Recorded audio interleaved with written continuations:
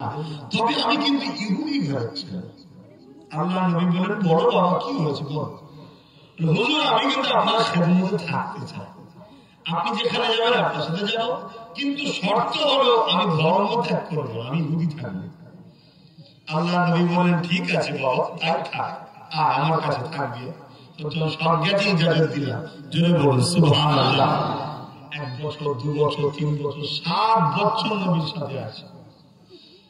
কোনদিনের জন্য নবীকে কোনো ফরমাস করেনি, কোনো হুকুম করেনি, এটা করো ওটা করো কর্ম করো, কিচ্ছু বলেনি। যেখানে যায় হুজুরের সাথে যায়, যেখানে যায় হুজুর যায়। কিন্তু মদিনার নববীতে যখন হুজুর ঢোকে নামাজ পড়তে, তখনও কিন্তু আর ঢোকে না। ওই যুবক কি করে, বাইরে দাঁড়িয়ে থাকে। আর হুজুর যখনই জুতো খুলেছে প্রথমবার, বলে হুজুর আরেকটা আছে কি, আপনার জুতোটা একটু আমি রাখবো। আল্লাহ নবী বলেন, না বাবা। তখন সে বলল, হুজুর এই আশাটা আপনি পূরণ করুন, আমাকে নিরাশ করে দেবেন না। আল্লাহ নবী বলেন, ঠিক আছে। ও জুতোটাকে বুকে ধরে এইভাবে দাঁড়িয়ে থাকতে। শুনছেন কি বলছি? হায় হায়। 7 বছর পর একদিন ও যখনই হুজুর নামাজ পড়ে বেরোতেন, ও জুতো লাগাতেন। এভাবে 7 বছর কেটে গেছে। একদিন ওই যুবকটা জুতো লাগায়নি, আর জুতো খুলেও নি। কথা বুঝে আসছে?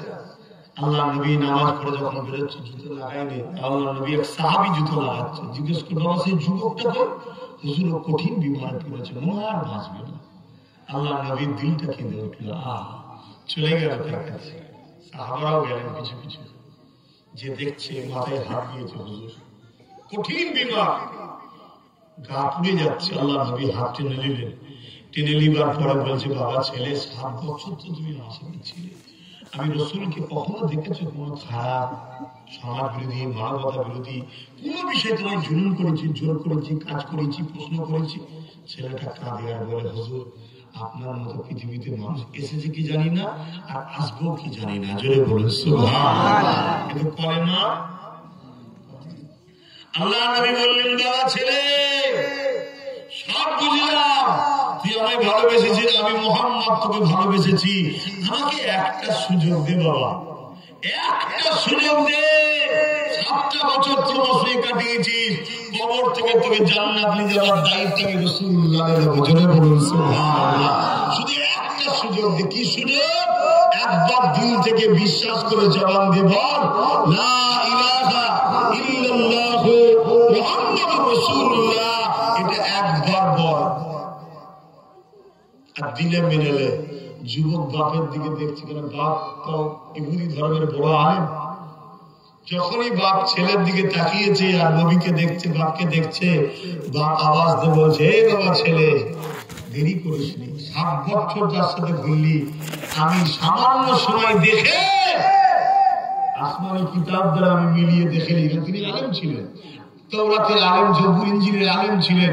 আসমানি কিতাব দ্বারা মিলিয়ে দেখে নিয়েছি, ইনি হলো সে আখরি নবী। জোরে বলুন সুবহানাল্লাহ। দেরি করিসনি বাবা, কালেমা পড়। যেই বলেছে অমনি বাপ ছেলে কালেমা পড়তে লেগেছে, লা ইলাহা ইল্লাল্লাহ মুহাম্মাদুর রাসূলুল্লাহ সাল্লাল্লাহু আলাইহি ওয়াসাল্লাম। সঙ্গে সঙ্গে ইন্তেকাল হয়ে গেল। ইন্না লিল্লাহি ওয়া ইন্না ইলাইহি রাজিউন। আল্লাহ নবী বললেন, সাহাবারা গোসলের ব্যবস্থা করো, আমি নবীর জানাজা পড়াবো। জোরে বলুন সুবহানাল্লাহ। কত বড় নসিব হলো নবী ইমাম। আল্লাহ নবী সাহাবাদেরকে জানাজা আদায় করে মাটি দিয়ে ফিরে যখন আসছে, সাহাবা হুজুর তো ধরে নবী বলছে, বাবা জান্নাতি যদি দেখতে হয়, এই যুবকটা হলো জান্নাতি। জোরে বলুন সুবহানাল্লাহ।